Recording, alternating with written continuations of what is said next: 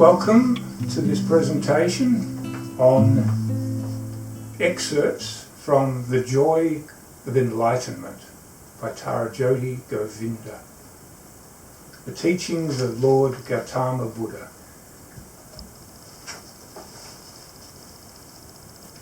Theosophy is the ancient wisdom, the study of spirit, and the path we walk in our spiritual evolution, the path to enlightenment.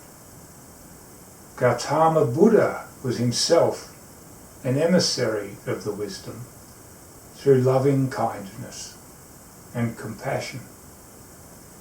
He brought forth the teachings of the Four Noble Truths and the Eightfold Path, giving a guide as to how we can choose to live if we seek to walk the spiritual path and move towards enlightenment. Buddha's teaching is practical and enlightening. In its simplicity, Gautama's life a living example of his teachings. Buddha believed in the law of karma, and that our fate is decided by our own thoughts and actions.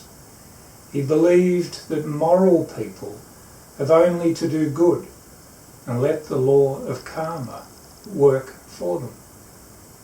He placed a lot of emphasis on the necessity for individual effort to know for yourself this is right and this is wrong,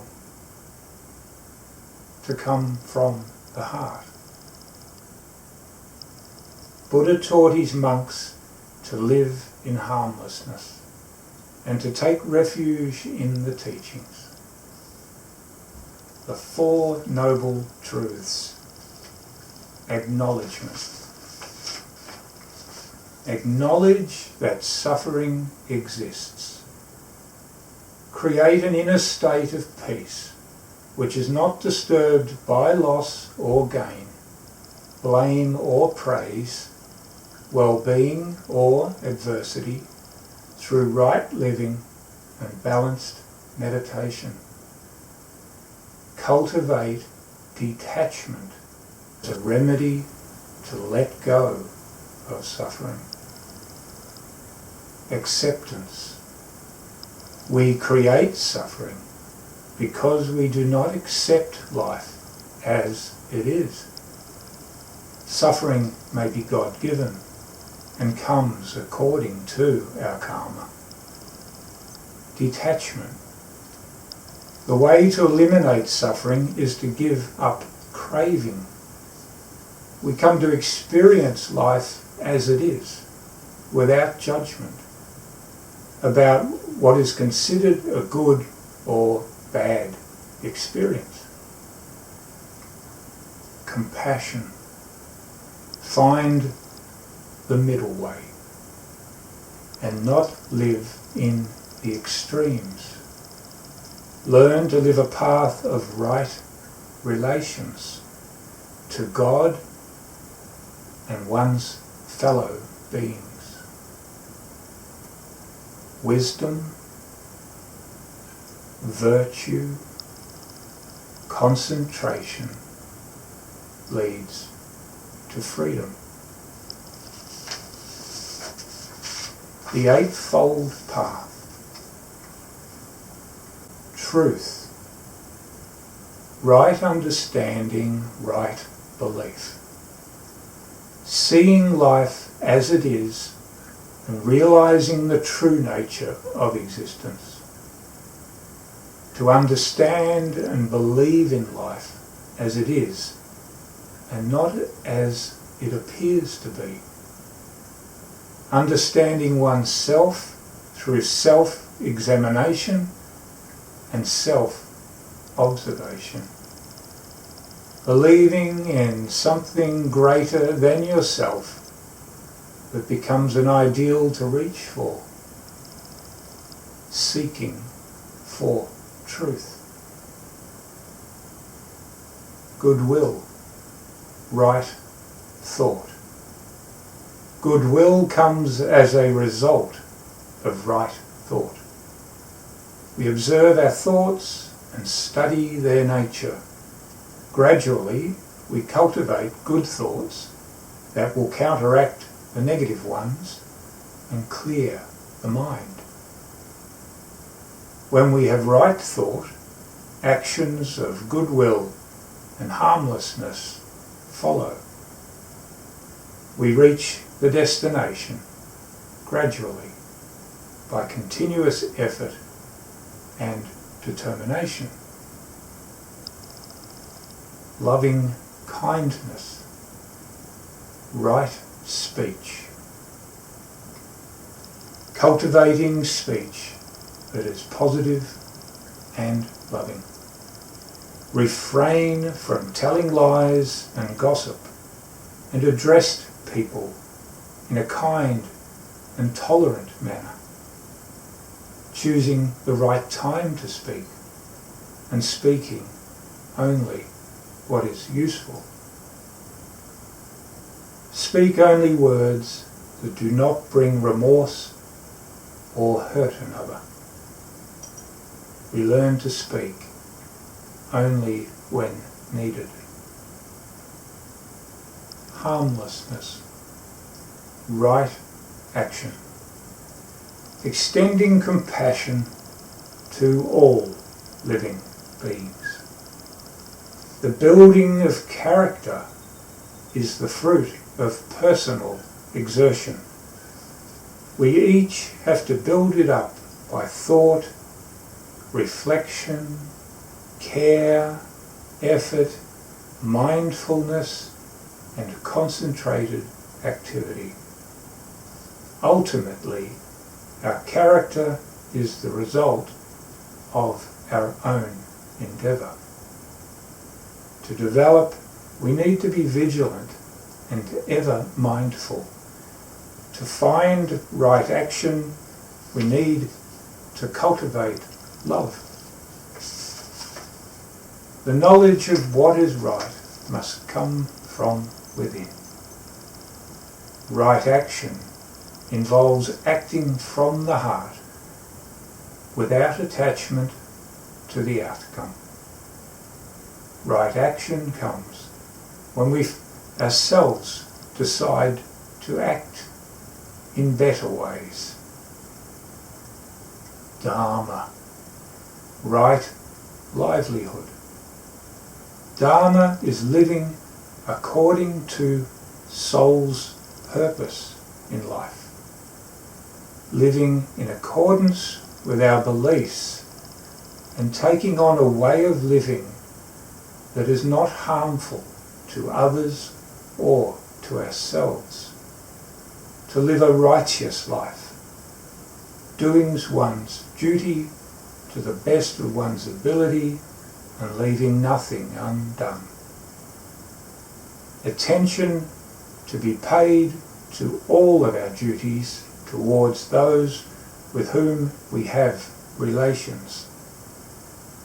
Dharma is a vehicle through which we can evolve and take our rightful place in the flow of life. To find a livelihood that allows us to manifest our soul's purpose in such a way that we keep within the spiritual laws. Dedication, right effort. Building noble qualities or virtues and rejecting those that are not noble. Right effort involves finding the right discipline to nurture and develop good virtues within us. When right effort is cultivated, hope is never given up.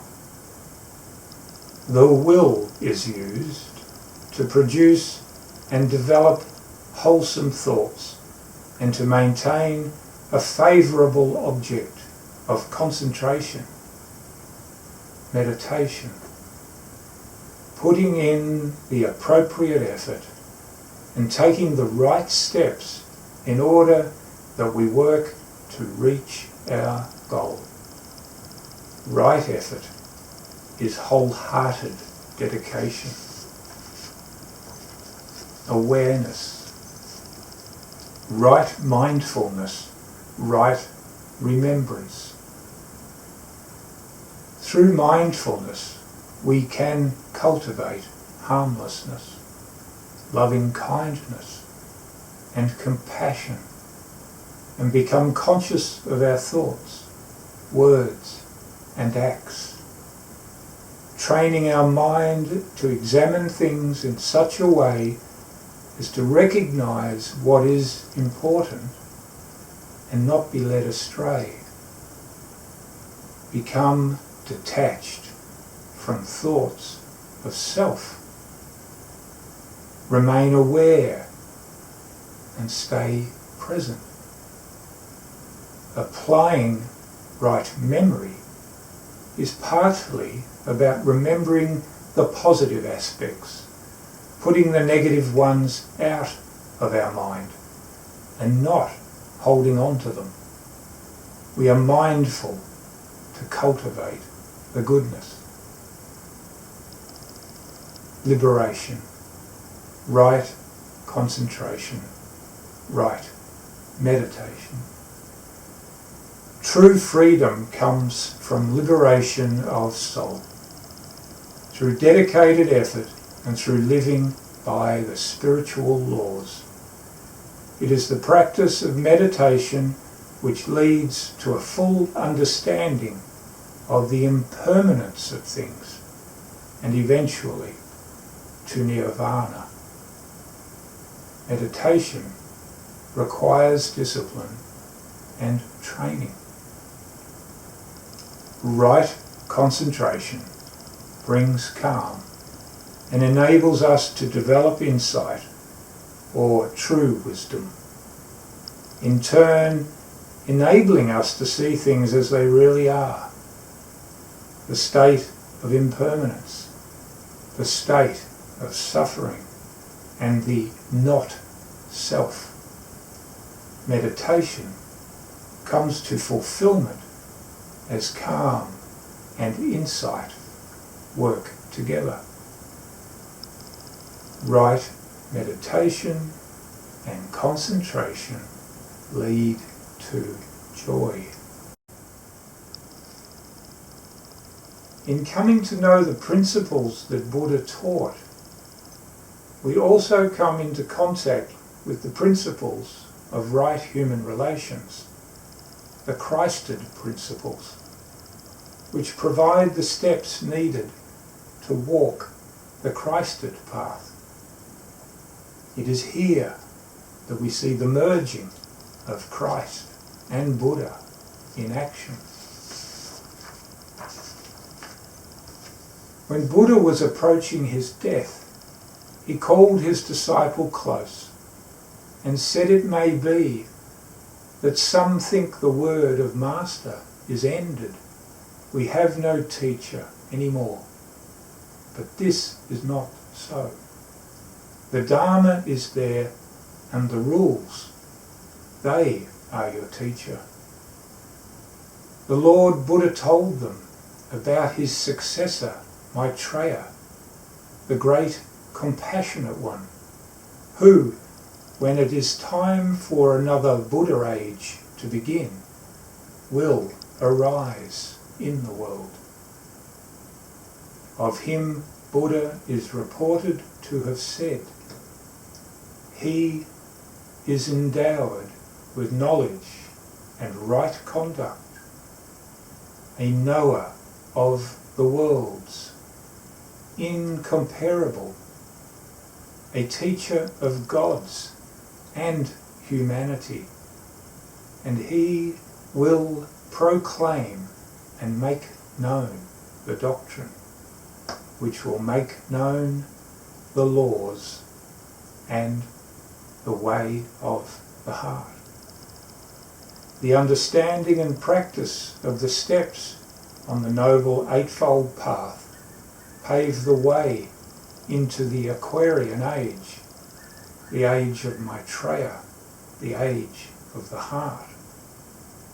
When we bring these qualities to group life and effort, we begin to sprout the needed roots that will make a solid foundation for humanity's future. By applying the principles of loving kind-heartedness and compassion, and applying the steps given to us in our lives in a practical way, we can begin to prepare for Maitreya's coming.